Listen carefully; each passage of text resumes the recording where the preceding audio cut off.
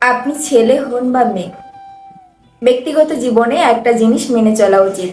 সেটা হলো বিপরীত লিঙ্গের সাথে অপ্রয়োজনীয় মাখামাখি। এতে সে আপনার যেই হোক। এর কারণ হলো প্রতিটি সুস্থ স্বাভাবিক মানুষ বিপরীত লিঙ্গের মানুষের ওপর যে কোনো সময় যে কোনো মুহূর্তে আকৃষ্ট হতে পারে। আপনি হয়তো কাউকে আপাত দৃষ্টিতে আপনার ভাই অথবা বোনের দৃষ্টিতে দেখেই সখ্যতা গড়ে তুলছেন, কিন্তু কাল যে সেটা প্রণয় রূপ নেবে না তার কোনো নিশ্চয়তা নেই। এর কারণ আপনিও মানুষ। আর এখান থেকেই শুরু হয় নিজের সুন্দর সুস্থ সম্পর্কের ফাটল। আপনি নিজের অজান্তেই পরকীয়ায় জড়িয়ে পড়বেন।